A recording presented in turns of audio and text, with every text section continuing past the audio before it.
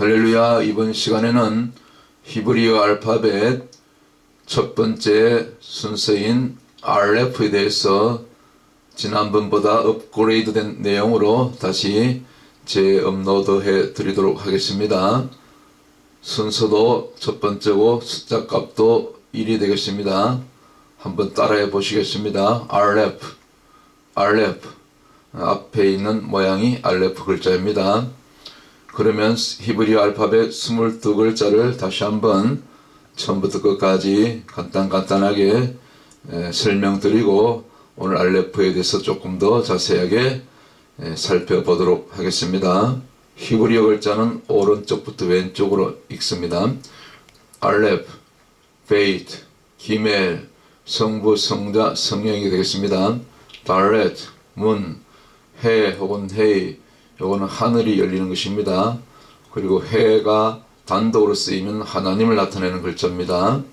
와우 혹은 바브, 이것은 못을 나타냅니다. 때로는 십자가를 상징하고요.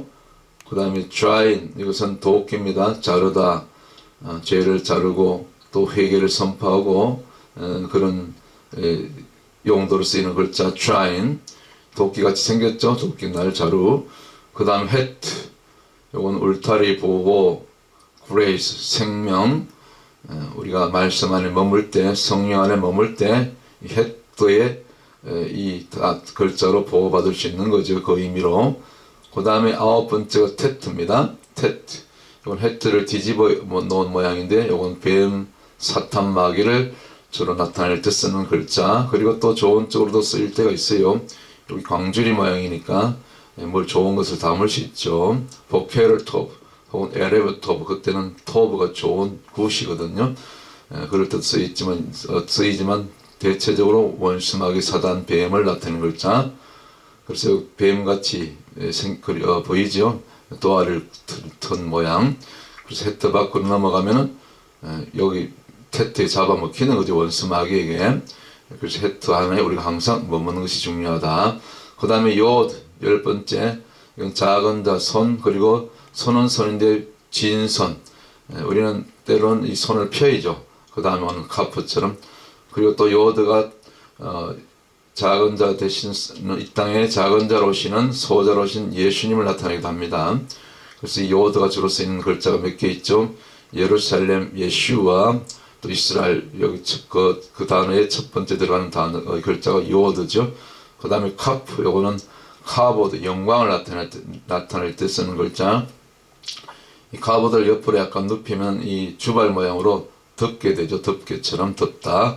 그래서 하나님의 영광이 덮여질 때 우리가 그 영광 속에 모든 좋은 것들이 다 들어있다. 그것이 예를 들면 카보드라는 단어입니다. 그 카보드 속에는 병이 낫는 것이 있고 가난이 물러가고 있는 것이 있고 결국은 구원받는 이 모든 좋은 것들, 하늘의 신령한 것들이 다 들어있고 이 땅에 기름진 것 다 포함해서 이 카보드라는 그런 단어를 씁니다. 그 다음에 라메드, 요거는 목자의 지팡이입니다. 그리고 권능을 나타내고 주님을 나타내기도 하고 숫자 값은 그래서 30이 되겠습니다.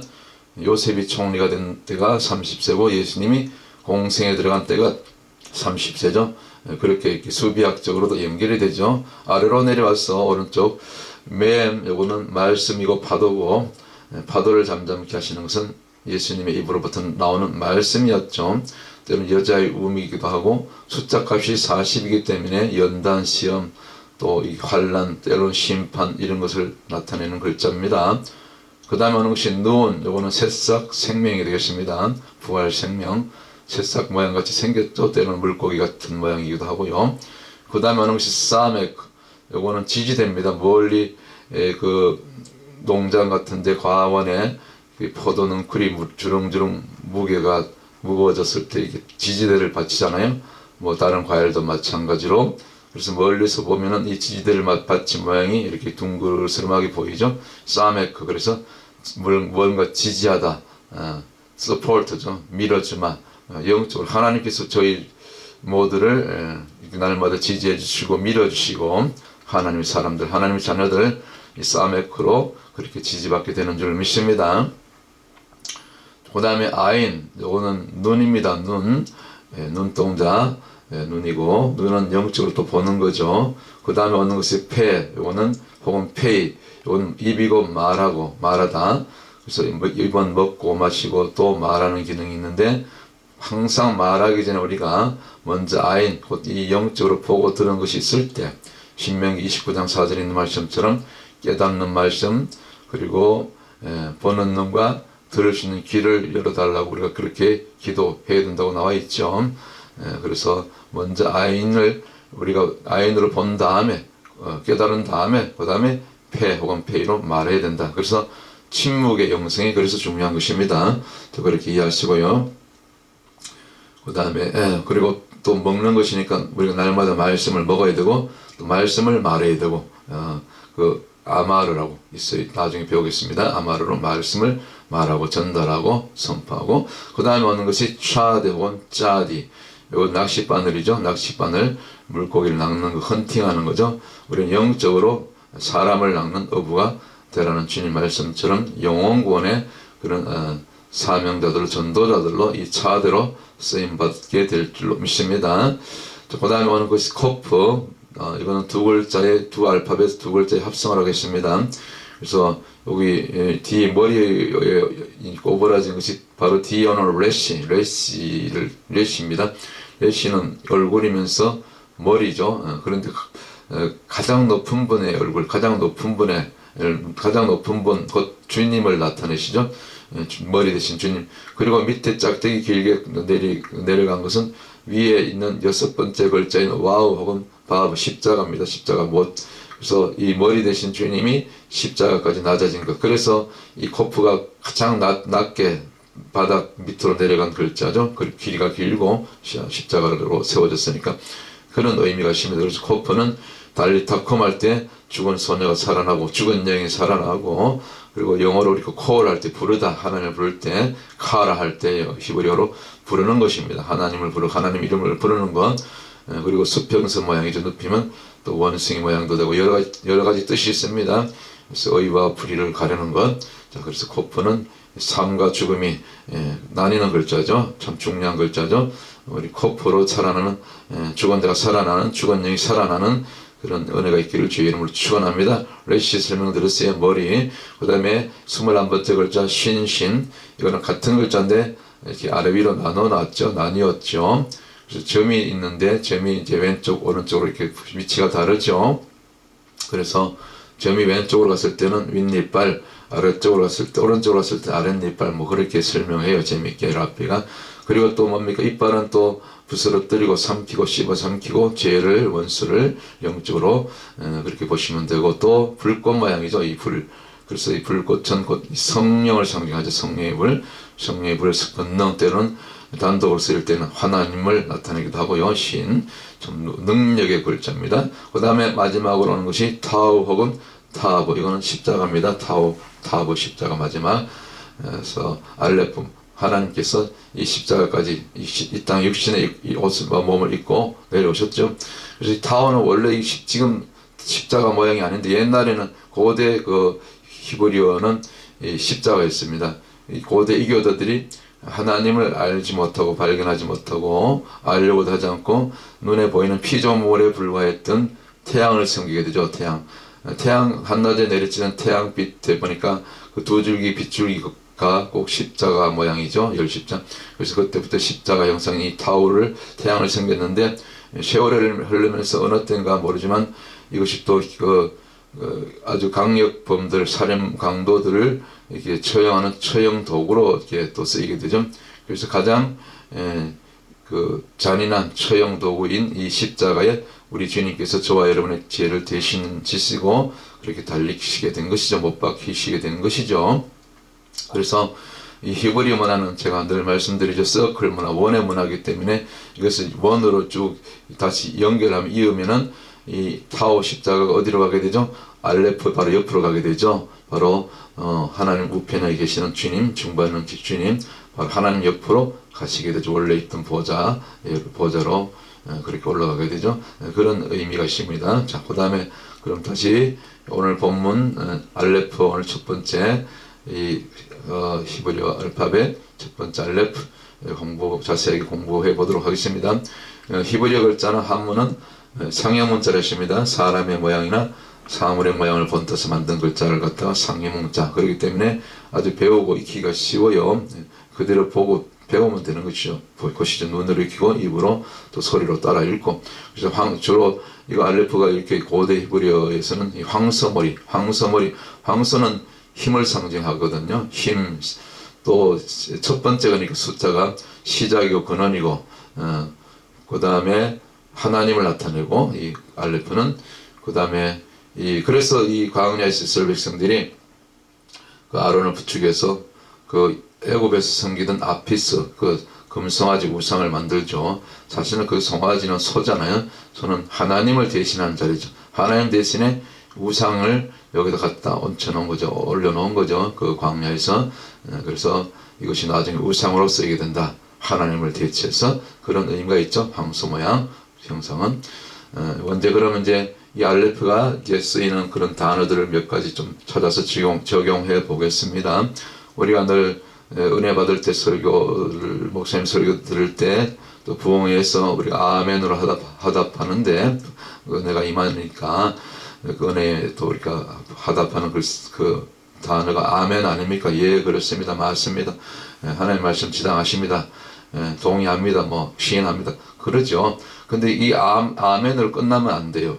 원래 이 아멘의 히브리어 어문은 아만. 여기 알레프 맴 눈인데, 눈이 끝으면 꼬리를 내리죠. 아만은 그 들은 말씀, 선포된 말씀, 그 말씀 내가 아멘 했으면 그 아멘 한 대로, 아만 한 대로 그대로 살아내야겠다는 그런 어떤 그 의지가 들어있는 어떤 그 실천, 순종이 들어있는 그 용어가, 이게 행함이 있는 그 단어가 이 아만입니다. 원래 우리는 말로는 아멘은 잘하는데 아만까지, 원래 히브리어 음은 아만이거든. 아만의 뜻이 그렇습니다. 순종까지 가는 것, 실천까지 가는 것, 행함이 따르는 것, 거기까지가 아만입니다. 원래. 그래서 우리가 아멘만 할 것이 아니라 그들 아멘 했으면 그 말씀대로 살아내는 저와 여러분 모두가 되시길 주의 이름으로 축복합니다. 또 알레프가 들어가는 글자 아브라함이 있죠. 원래 아브라함에서 아브라함으로 바뀌죠. 나중에 한 가문에 존경받는 아버지에서 이제는 나중에 해가 들어갔을 때 여기 아브라함이 되면 열국의 아비가 되죠. 그럴 때도 이 알레프가 들어간다. 믿음의 조상 이 아브라함. 그래서 여기 알레프가 첫 번째 들어가죠. 이스라엘의 그 믿음의 첫 번째 조상은 아브라함으로 이렇게 대표되잖아요. 물론 그 이전에도 믿음의 선진들이 몇 사람 있었지만, 민족적인 조상으로는 첫 조상으로 우리가 아브라함을 일컫죠. 그래서 아브라함이 되고, 아브라함이 되고, 또 알레프가 첫 번째 들어가고, 순서값, 숫자값도 1이고, 순서도 1이고, 그렇게 또 이렇게 믿음의 첫 조상인 측면에서 이렇게 또 알레프가 수비학적으로도 연결해서 대입해 볼 수 있는 거죠. 우리가 또 그 남자는 있습니다. 우리 아담과 하와를 지을 때 그것을 물론 이름이 아담이지만 남자로 할 때는 이걸 이시 요거 알레프 요 쉰이죠. 세 글자 이시인데 여기 남자입니다. 창세기 2장 24절 나오죠. 그래서 이 끝에 보면 특징이 끝에 보면 이 성령의 불을 상징하는 쉰이 들어가죠. 불꽃 모양이 들어가죠. 자, 그러면 여자는 뭡니까? 여자는 이샤. 한번 따라해보면 이샤. 요거는 이제 요것도 쉰이 들어가요. 요건 이제 알레프 쉰 해. 알파벳이 좀 다른데 요건 여자입니다. 우먼. 요거는 이제 남자 여자를 지으시고 그러죠. 그 남자 아담의 갈빗들을 통해서 창세기 2장 23절 처음으로 여자를 지었을 때, 하와를 지었을 때 여자지만 또 이름은 하와지만 여자로 칭할 때는 이샤가 되는 것입니다. 제가 왜 이렇게 빨간 밑줄을 그어놨냐면 이 시인에다가 앞에도 이샤도 마찬가지 아담과 하와로 이렇게 생각했을 때 첫사람 그들에게서는 이 시인이 왜 들어가냐면 전승에 하면 그 유대 랍비들의 전승에 의하면은 그 아담과 첫사람 아담과 하와에게는 이 빛이 났다는 것입니다. 정말 불이 났든지 하여튼 그 불꽃이 보였다는 거죠. 빛이 났다는 거죠. 그들에게서. 그래서 멀리서 봐도 동물들이 짐승들이 두려웠다 그러죠. 그래서 우리 그 옛날에 보면 빛광자가 보면 거기 불화 밑에 잔일 그다음 밑에 사람이 들어가죠. 사람인 변 여기는 적지 않았지만 그래서 첫사람 아담에게서는 빛이 났다, 불이 나왔다. 그게 빛광자가 되는 거죠. 그 한문에도 보면은 이 상형문자로 그렇게 창세기에서 온 것이 또 이 한문이 되겠죠. 우리 선조 동이족 우리 고조선의 후예인 선조들이 만든 글자가 한문입니다. 저 중국 진화족이 만든 것이 아니죠. 자, 그다음에 또 우리 말이 그래서 우리가 우리 조상이 고조선의 우리 조상님들은 고대 히브리어를 사용했습니다. 제가 이 부분은 여러 번 또 다른 영상에서 말씀드렸죠. 우리 고조선의 조상은 창세기 10장 25절 이하에 나오는 벨렉과 형제 가운데 아우데는 욥단의 후손이다. 그래서 욥단은 이제 동방으로 미리 산을 타고 옮겨가게 되죠. 창세기 11장 바벨탑 이전에. 그래서 유일하게 바벨탑에 참여하지 않은 민족이 우리 조상 고조선입니다. 욥단이 세웠다고 보는 거죠. 그렇게 지금은 밝혀지고 있습니다. 그래서 우리말에는 이 히브리어음과 그 발음과 세월이 많이 수천 년에서 조금 바뀐 것, 조금 틀린 것도 있지만 거의 비슷해요. 그래서 수천 수만 개 지금 이미 한국에 있는 신학대학에서 교수님께서 지금 계속 그걸 찾고 있는데 벌써 한 10여 년 전에만 해도 한 수천 개를 찾아내셨는데 지금은 더 많이 찾아내셨겠죠. 예를 들어서 대표적으로 이 아버지, 우리 아빠 하잖아요, 어릴 때. 이 아빠가 여기 히브리어어로 아바예요, 아바. 아바 아버지 로마시도 나오잖아요. 베이트는 집이죠, 아들이고. 그다음에 엄마도 마찬가지. 우리 엄마잖아요. 근데 엄마가 히브리어로 엠마예요, 엠마하고 엄마 비슷하잖아요. 멤, 그래서 아빠, 엄마가 히브리어로 온 거 맞죠? 우리 그대로 쓰잖아요. 영어도요, 모든 세계 언어의 원조는 히브리어입니다. 고대 히브리어. 거기서 나온 겁니다. 영어도 마찬가지. 그런 단어들이 너무너무 많아요. 자, 오늘 또 이 알레프를 공부하면서 중요한 거 하나 또 새롭게 업그레이드된 메시지인데, 이 단어인데, 아마르입니다. 알레프, 멤, 레시. 여기 세 알파벳으로 구성된 이 단어가 이 아마르인데, 아마르의 뜻이 이건 일반적으로 말하다. 우리 말로서 전달하잖아요. 물론 지금은 SNS 시대로 글로도 하고 또 요즘 텔레그램 또 텍스트로도 하고 하는데, 주로 1차적으로 가장 또 고대로부터 우리 문자가 발견되기 전에는 다 말로 했잖아요. 이 아마르고 말로 말하다, 말했을 때 입술을 벌려서 혀를 사용해서 말하다, 그리고 전달하다, 명령하다 때로는. 근데 이게 학자들이 이 단어를 연구하면서 찾아봤더니 신구약 합쳐서 가장 많이 쓰여 있는 이 동사, 이것이 아마르란 겁니다. 무려 조사한 바에 의하면은 5298회. 어마어마한 거죠. 그래서 제가 이걸 발견하고, 야, 그렇구나.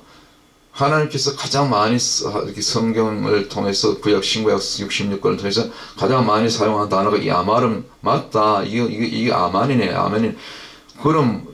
그러니까 이 아마르로 우리가 하나님 말씀을, 이 하나님 명령을, 이 율법과 이 모세오경 구약에서 토라 이 계명을 갖다가 지금 신약 시대니까 성경 66권의 모든 말씀을, 예수님의 말씀을, 하나님의 말씀을, 성령의 음성으로 기록된 이 말씀들을 자꾸 전해야 되는 겁니다.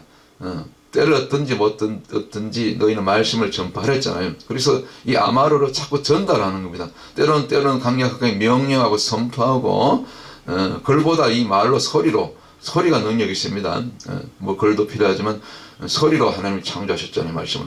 그래서 이것이 아마르가 이제 그놈은 무엇을 선포할 것인가? 이건 일반적인 동사예요. 그냥 전달하는 거예요, 전달. 근데 무엇을 전달할 것인가? 사실은 그 전달의 주체가, 이 주어가 뭐냐? 무엇을 전달할 것인가? 그 본질이, 이제 여기 제가 작은 글씨로 밑에 단어를 하나 가져왔는데, 이게 미트바르입니다. 미트바르, 맴, 다렛, 베이트, 레시. 여기 미트바르인데, 이거 미트바르가 이제 광야거든요, 광야. 근데 광야가 원래 이 다발에서 왔어요, 다바르. 맴 빼고 맴을 따로 떼면 여기 다바르가 밑에, 여기 다바르인데, 여기 다바르가 말씀이고, 하나님이 이 창세 때부터 지금 주님 재림하실 때까지 그 이후에까지 모든 되어질 일들을 성경 66권의 예언적으로 다 기록하셨고, 또 그때 역사 가운데 이미 지나간 과거 역사 가운데 실제로 그런 기적과 이서로 수많은 하나님 행하신 일들이 있잖아요. 하나님 이 땅 지구에 있는 인생들과 이 땅에서 이루어진 그 추억들이 있잖아요. 그것이 성경에 또 기록됐고, 또 기록되지 않은 그런 수많은 일들, 특별히 기록된 말씀, 이 다바르를 이게 아마르로 선포하는 것. 이것이 우리가 구원받은 또 이 시대의 제자들이요, 전도자들이, 사명자들이, 모든 성도들이 해야 될 그 일인 거죠. 무엇으로? 아마르의 역할로. 우리 저와 여러분 이미 이 다바르, 하나님 말씀, 기록된 말씀, 선포된 말씀, 예언을 주신 모든 말씀, 마태복음 4장 4절에 있는 말씀처럼 우리가 사람이 떡으로만 살 것이 아니요 하나님의 입으로부터 나오는 모든 말씀으로 살 것이라 했으니까 그때 모든 말씀이죠. 모든이 중요한 거죠. 성경 16권 전체를 창세기 1장 1절부터 요한계시록 22장 21절 끝까지 모든 말씀 한 줄도 예외 없이 빠짐없이 때를 따라서 그에 맞는 말씀을 이 다바르를 아마르로 선포하는 것. 그때 이 광야 같은 인생들이, 이 광야 길을 걸어갔던 이스라엘 백성들이 40년이 또 사도행전 7장 38절 광야를 갔다 광야교회라 했잖아요. 광야 이스라엘 백성들이 걸어갔던 40년. 지금도 마찬가지. 이 모든 교회들이 이 다바르의 말씀을 선포할 때, 그 말씀을 듣고 그들을 선포할 때, 행할 때, 그때 이 미드바르 곧 광야의 역사가 나타납니다. 광야가 뭡니까? 뜻이 미드바르의 뜻이 하나님 음성을 듣는 장소예요. 하나님 음성 듣는 장소. 그래서 하나님 음성을 들으면 살아나게 되는 거죠. 광야를 벗어나게 되는 거죠. 젖과 꿀이 흐르는 가나안 땅에 약속의 땅에 들어가게 되는 것이죠. 그 비결이 뭐냐? 들은 말씀을 미드바르 이 광야에서 들은 음성을 갖다가 아마르로 선포하는 것.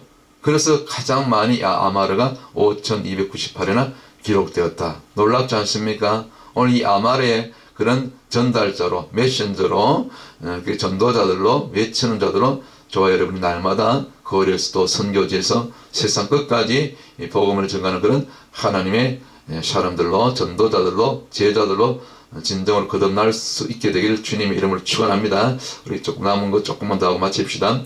요거는 이제 잘 아는 쉐마 이스라엘이죠. 여기도 보면 알레프가 두 번 들어가죠. 쉐마는 들으라.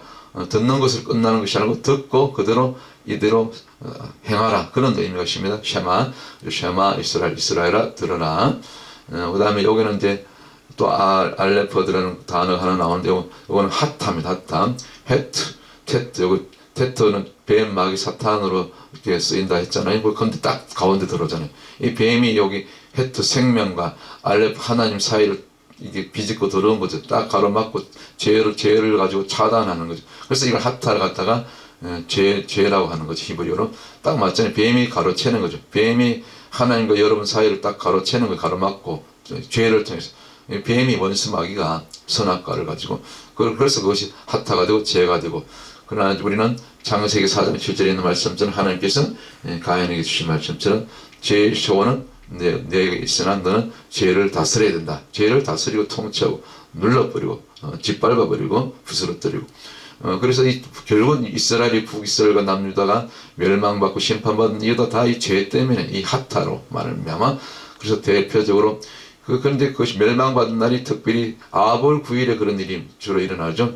숫자구는 이 죄의 곱이거든요. 마지막 시험이 하나님 시험에 보는 숫자 9. 그래서 이 곱이 숫자 9를 잘 넘겨야 돼요. 그래서 예레미야 애가 2장 9절에 나오는 것처럼 남유다가 결국 BC 586년에 그 바벨론의 느부갓네살에 의해서 결국 완전히 성이 불타고 포로로 끌려가고 또 마지막 왕이었던 시드기야는 두 눈을 뽑히고 결국 포로기에 가서 죽게 되죠. 열 아들이 그냥 한꺼번에 죽임을 당하고 비참하게 멸망받죠. 그 날이 아볼 9일이요. 예루살렘 성전이 파괴되고 신약의 세록 선전이 나중에 예수님 돌아가신 다음에 부활하시고 AD 70년에 헤롯 성전이 불탄 날도 이 아볼 9일. 그래서 우리는 항상 영적으로 숫자 9를 조심해야 된다. 그날에 역사적으로 실제로 이런 일들이 많이 일어났어요. 디아스포라 때도 이 아볼 9일 이때 많은 그런 안 좋은 일들이 외국 추방되었던 이 디아스포라 됐던 유대인들 가운데 학살이 또 쫓겨남을 당하고 핍박을 당하고 모욕을 당하고 그런 끔찍한 일들이 주로 이 아볼 9일에 역사는 반복된다 했는데 그날에 많이 일어났었죠. 실제로 역사적인 팩트입니다. 마지막 때도 두고 보십시다. 앞으로 세상 정부가 짐승 정부로 세계 정부로 이제 준비되고 있는데 그럴 날이 멀지 않았죠. 그래서 이 마지막 때를 이 죄악된 세상을 타락하고 동성애로 다원지로 무너진 세상을 이 마지막 때를 돌파할 수 있는 비결은 결국 이 아까 우리가 공부했던 이 다바르 이 미트바르 이 다발의 말씀을 듣고 그들 선포하는 길밖에 없어요. 아마르로 계속해서. 그래서 이 아마르가 제일 많이 쓰인 단어다. 5298회 기억하시기 바랍니다. 또 알레포 들어가는 대표적인 단어가 이제 에트가 여기 창세기 1장 1절에 두 번 나오죠. 베르시트 바라 엘로임 에트. 그리고 에트 첫 번 나오죠. 알레프 타오 십자가 두 글자 합성어죠. 에트가 단어가. 그 다음에 하샤마임 하늘들. 그 다음에 바에트 혹은 와에트. 하렛. 여기도 에트가 있죠. 바에트. 에트가 두 번 들어가는데 여기 설명 안 들어 뭐 조금 희미한데 제가 읽어드리면 오늘 공부하는 알레프는 히브리 알파벳에서 첫 번째 글자고 황소머리의 모습을 한 상형 문자로 힘, 시작, 지도자를 상징하므로 하나님을 나타낸다. 엘로임 하나님. 타브는 그 글자 마지막 22번째 글자 이제 히브리 알파벳 끝 글자고 십자가 모양에서 출발한 글자로 제가 설명드렸죠. 표시, 영어로 mark, sign, signal을 의미하며 우리를 향한 하나님의 사랑의 표시인 십자가를 나타낸다. 그래서 알레프는 창조자이며 전능자시며 만물의 시작이신 하나님을 나타내고 그 다음 타브는 혹은 타우 육신을 입으신 하나님이 십자가를 통해 구원자 되심을 나타낸다. 그래서 알레프하고 타우가 이렇게 가운데 에트로 접속사로 그리고 영어로 엔드로 연결되죠. 하늘과 땅을 연결하고 하나님과 죄인이었던 이 인생들을 연결하는 그 중간에 이 에트가 들어가죠. 알레프 그리고 십자가. 하나님이 십자가까지 낮아주셔서 그 십자가를 통해서 갈보리 승리를 선포하셨죠. 다 이루셨다. 그리고 또 구체적으로 하샤마임 하랬죠. 구체적으로 하늘에 신령한 것들과 땅에 기름진 것을 다 이렇게 다 풍성하게 내려오는 그 비결이 곧 하늘과 땅이 연결되는 비결이 하늘이 막히면 비가 안 내리고 그러잖아요. 영적으로. 그래서 하늘이 항상 열려 있어야 되는 거죠. 그 연결 도구가 뭡니까? 여기 그리고 나서 왜 앞에 에트가 왔기 때문에 여기는 바에트 한 번 더 오는 거 그리고 또 바에트 그리고 마찬가지 했던데 여기는 바에트가 그리고 하늘에 있는 하늘들의 하늘 하샤마에는 복수잖아요. 복수 세 개의 하늘이 있다 그러잖아요. 하늘에 하나님 보호자가 있는 곳이 있고 중간층 그다음에 궁창이 있고 이 대기권 삼층천 그래서 삼층천이라는 표현을 쓰죠. 하샤마임 바에트 하렛 이건 땅이죠 땅. 그래서 이걸 또 연결하죠. 하늘과 땅이 연결되죠. 십자가죠 결국 에트 여기 타워 십자가. 자, 그런데 제가 이 창세기 1장을 공부하면서 1장 1절 다시 보면서 가만히 보니까 오늘 알레프를 공부하면서 참 이건 또 지난번에 설명드리지 않았던 업그레이드 된 내용인데 알레프가 몇 번 들었나 갔나 했더니 7단어 가운데 창세기 1장 가운데 베레시트도 있죠. 여기 바라이도 있죠. 엘로임도 있죠. 첫 번째 에트도 있죠. 하샤마임은 없어요. 근데 바에트 있죠. 하렛이 있죠. 근데 유일하게 없는 곳을 하나 발견할 수 있죠. 바로 하샤마임 하늘들. 그래서 왜 여기는 있으려면 7개 단어에 다 알레프가 들어가는 게 맞지 않는가 제가 생각으로 그렇게 해봤는데 여기는 없잖아요. 근데 그럼 왜 여기는 알레프를 넣지 않았을까? 여기 분명히 없죠. 제가 드는 생각이 이거는 제 생각입니다. 그냥 참고로 한번 들으세요. 하늘들이 이제 하늘 보호자가 있는 것이고 또 하늘 보호자 안에 그 중심에 창조주 되시고 전능자 되시는 그리고 원래 그 스스로 계셨던 창세기 3장 15절, 출애굽기 3장 15절 스스로 자존하셨던 그 하나님이 계셨죠.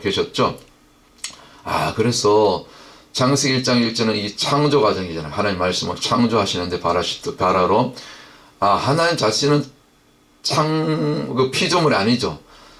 그래서 하늘들에 있는 그 새 가운데 물론 삼층천을 구분하는데 나눠줄 수 있는데 첫 번째 첫 번째 하늘이 하나님 보호자가 있는 곳에 그 안에 하나님 자신도 계시기 때문에 여기는 하나님 자신은 피조물이 아니니까 그래서 알레프를 쓰지 않으셨구나. 뭐 저는 그렇게 생각해 보는 거예요. 여러분들은 어떻게 받아들이실지 모르지만 저는 조금 깊이 생각해 보니까 하나님은 스스로 계셨던 분이기 때문에 출애굽기 3장 15절 그래서 그분은 피조물이 아니기 때문에 그 피조물과 다른 이 모든 하늘 딸을 이 모든 과정을 구분하기 위해서 하샤마이면은 알레프를 유일하게 이 7단어 가운데 창세기 1장 1절에서 뺐었구나. 뭐 저는 그렇게 이렇게 깨달았어요. 뭐 이건 저만의 이렇게 생각일 수 있는데 하여튼 뭐 그렇게도 볼 수 있는 거죠. 왜 거기만 알레프가 없는지요. 자, 그렇게 참고를 한번 이렇게 생각해 본 것이고, 자, 마지막 결론. 이게 이제 알레프 글자잖아요. 이제 붉게 아주 피를 발라 넣었어요. 아주 진하게 피를 예수님의 십자가 보혈을 여기 발라 넣은 것 같아요. 이 알레프 이제 한번 따라해 봅니다. 마지막 결론적으로 발음이 알레프인데 크게 이제 학대인데, 이게 알레프가 뜻이 참 누군가 잘 풀었어요. 저 유대 랍비가 예수님 예수야 믿는 랍비가 풀었어요. 근데 자, 이게 손만 여기 이제 가운데 이 짝대기 모양이 있고, 근데 위쪽 아래쪽이 같은 모양이 두 개인데 위에가 손 모양이죠. 손, 이게 손 있죠, 이렇게.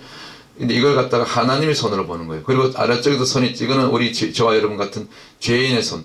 그래서 하나님의 손이 우리가 먼저 하나님의 손을 잡을 수 없어요. 우리가 죄인이 거룩하지 못한 인생들이, 죄인들이 거룩하신 분을 직접 뵙거나 직접 잡을 수 없죠. 죽는 거죠.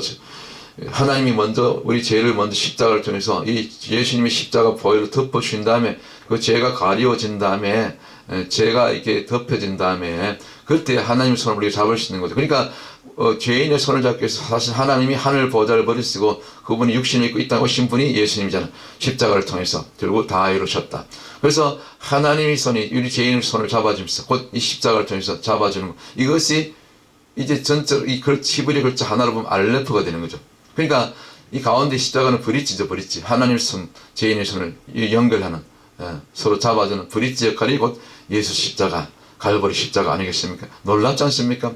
그래서 이 죄로 막혔던 하늘과 땅을 연결하는 그 유일한 길은 십자가, 예수 십자가밖에 없는 거죠.